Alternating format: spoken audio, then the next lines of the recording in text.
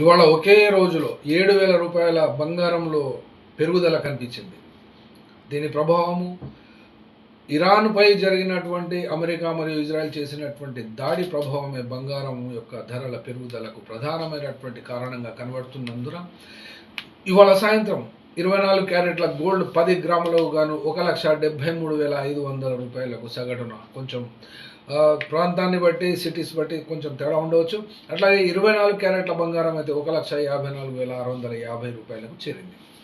అట్లాగే వెండి వాటి ధర 2,99,000 కిలో పలుకుతుంది.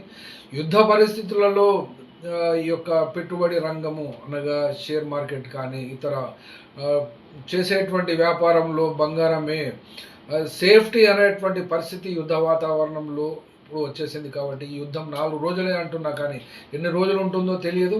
అట్లాగే అమెరికన్ డాలర్కు ఇండియా రూపీ విలువ చూసుకుంటే ఒక డాలర్ విలువ 91.08 రూపాయలకు ఇది తగ్గింది. ఒక లెక్కలో చెప్పాలంటే తగ్గుదలే అనుకుంటాము. ఇది డాలర్ ధర కనుక వాల్యూ పెరిగినట్లయితే బంగారం ధర తగ్గుతుంది.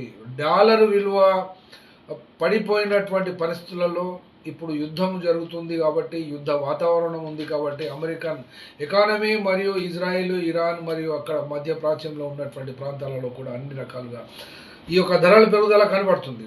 అట్లాగే చమురు ఉత్పత్తి చేసేటువంటి దేశాలలో యుద్ధం ఉంది కాబట్టి అక్కడ ఆ యొక్క ఎనర్జీ సెక్టార్కు సంబంధించి లాభాలే వాళ్ళు ఎక్కువ ధరకు అమ్ముతారు ఈ యొక్క పెట్రోల్ డీజిల్.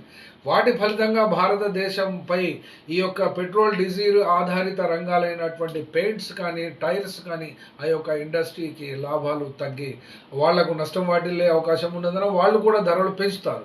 అయితే ఇక్కడ హర్మూజ్ జలసంధి గుండా ప్రపంచానికి ఇరాన్ నుండి చమురు ఉత్పత్తి అయ్యేటువంటి టోటల్లో 20% ఉంటుంది కాబట్టి అక్కడి నుండి భారతదేశానికి కూడా రావాలి. కాబట్టి ఇక్కడ పెరుగుదల పెట్రోల్ మరియు డీజిల్తో పాటు బంగారం అయితే ఆల్రెడీ చూసాము. కాబట్టి ఇప్పుడు పెరిగితే పెరగవచ్చు. ఈ యొక్క పెట్రోల్ మరియు కంపెనీలు భారతదేశానికి వాళ్ళకైతే అవకాశమే కావాలి పెంచడానికి ధరలు.